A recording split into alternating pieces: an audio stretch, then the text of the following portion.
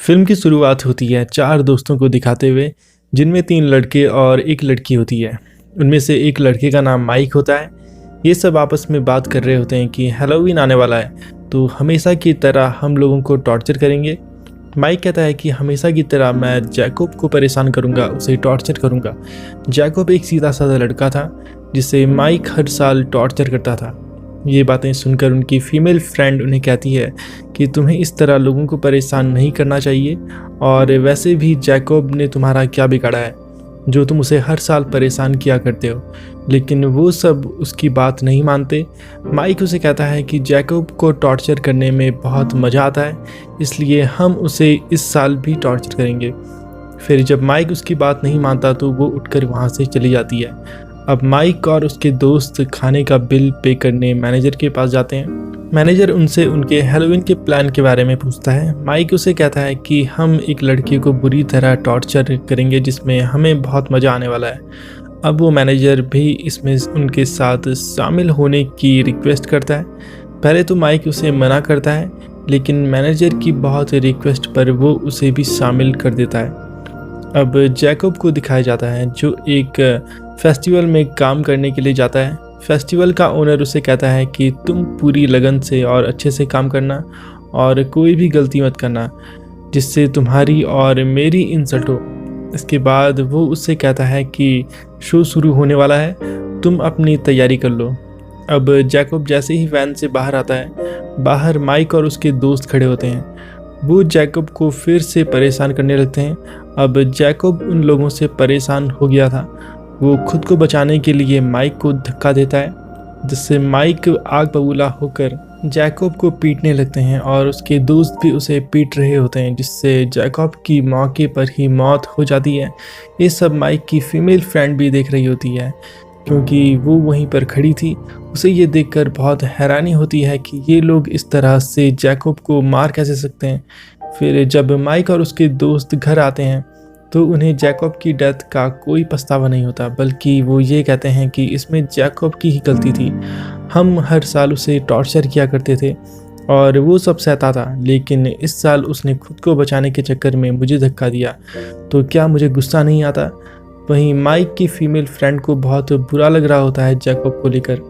वहीं दूसरी तरफ जब फेस्टिवल का ओनर ये देखता है कि जैकोब को किसी ने मार दिया है तो उसे बहुत दुख होता है और गुस्सा भी आता है कि आखिर मेरे वर्कर को कोई ऐसे कैसे मार सकता है। वो एक अच्छा इंसान होता है। वो जैकोब की बॉडी को अंदर लेकर आता है और उसके फेस पर एक मास्क लगाता है। इसके बाद वो एक रिचुअल करने लगता है जिससे कोई आत्मा जैकोब के अंदर आ जाती है। अब जैकोब फिर से जिंदा हो जाता है।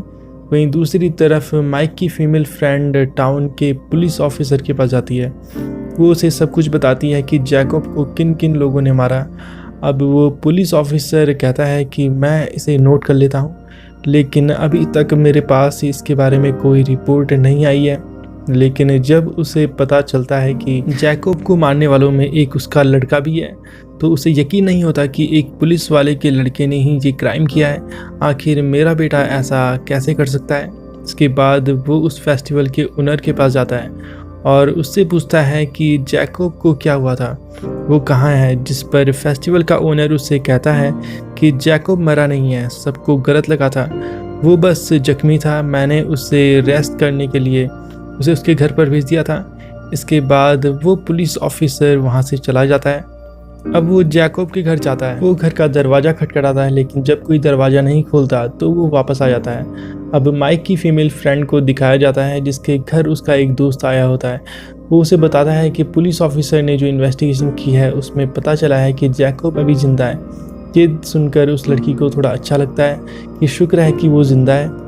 अब वो रेस्टोरेंट का मैनेजर जिसने माइक के साथ मिलकर जैकोब को मारा था, वो किसी को बता रहा होता है कि मेरी हैलोवीन बहुत अच्छी रही, मैंने इस बार बहुत मज़ा किया। फिर जब वो वॉशरूम में होता है तो वहाँ एक पम्पकिन बास्केट होती है जिसमें कॉर्न कैंडी होती है जो जैकोब को बहुत पसंद थी। वो जैसे ही उसे खाने लगता है तभी वहाँ जैकोब आता है। वो उसका पेट चीर कर उसे बहुत बुरी मौत मार देता है। अब उसने अपने एक कातिल से बदला ले लिया था। इसके बाद वो वहाँ पुलिस ऑफिसर भी आ जाता है। उसे वहाँ हर तरफ कॉर्न कैंडी बिखरी हुई दिखती है। फिर जब वो और इन्वेस्टिगेशन करता है तो उसे पता चलता है कि उस रात जैकब को पीटने वालों में ये मैनेजर भी था। फिर उसे जैकब पर ही शक होता है कि शायद उसी ने इसे मारा होगा। वहाँ माइक के दोस्त भी होते हैं। वो पुलिस वाला उनको उस मर्डर के बारे में बताता है। फिर वो जाकर माइक को सब कुछ बताते हैं। माइक उन्हें कहता है कि ऐसा नहीं हो सकता कि जैकब किसी का मर्डर कर सके, उसमें इतनी हिम्मत नहीं। अगर उसमें इतनी हिम्मत होती तो वो खुद उस दिन अपने आप को बचा लेता। और जहाँ तक मैनेजर के मर्डर की बात है तो हो सकता है कि मैनेजर की किसी से दुश्मनी रही हो और उसने उसका मर्डर किया हो, वो जैकब नहीं हो सकता। इसके बाद वो सब ये मान लेते हैं कि ये जैकब का काम नहीं होगा। इसके बाद जब वो माइक के दोस्त के घर से चले जाते हैं तो वहाँ माइक के दोस्त को घर में किसी के होने का एहसास होता है। फिर जब वो जाकर देखता है तो उसे भी वही पम्पकिन बास्केट दिखाई देती है। फिर जब वो उसे देखने जा रहा होता है तभी उस पर जैकब हमला कर देता है। वो उसे दीवार से लगाकर उसकी रीढ़ की हड्डी ही बाहर निकाल देता है, जिससे उसकी मौत हो जाती है। वहीं दूसरी तरफ उस पुलिस ऑफिसर को अब पूरा शक हो रहा था कि ये मर्डर जैकब ही कर रहा है, इसलिए वो दोबारा से उस फेस्टिवल के ओनर के पास जाता है। वो आदमी उसे कहता है कि मैंने आपको पहले ही सब बताया था कि वो घायल था और मैंने उसे घर आराम करने के लिए भेजा था। फिर जब वो बात कर ही रहे होते हैं तभी एक और पुलिस वाला आके उस पुलिस ऑफिसर को बताता है कि माइक के एक और दोस्त का मर्डर हुआ है। फिर जब वो पुलिस ऑफिसर वहाँ जाता है तो उसे वहाँ भी कॉर्न कैंडी मिलती है। इसके बाद वो दोबारा जैकब के घर जाता है लेकिन वहाँ उसे जैकब नहीं मिलता। फिर जब वो घर में बेड के नीचे देखता है तो वहाँ एक डेड बॉडी पड़ी होती है जो बहुत पुरानी थी और काफ़ी ख़राब हो रखी थी। वो डेड बॉडी जैकब की मदर की थी, लेकिन इस डेड बॉडी का बाकी मर्डर से कोई कनेक्शन नहीं था। अब वो पुलिस ऑफिसर खुद जैकब को ढूंढने निकल जाता है और वो अपने बेटे माइक को कहता है कि तुम घर में ही रहना, तुम्हारी जान को खतरा है। अब वो शहर में होने वाले सारे फेस्टिवल, कार्निवल्स और सारे प्रोग्राम्स को रोक देता है और सबको घर में रहने को कहता है। वहीं दूसरी तरफ उस फेस्टिवल के ओनर का स्टाफ भी उससे नाराज़ होता है। वो उसे कहते हैं कि कुछ तो है जो आप हमसे छुपा रहे हैं, ये सब भी शायद आपकी वजह से हो रहा है, अब हम कमाएंगे कैसे।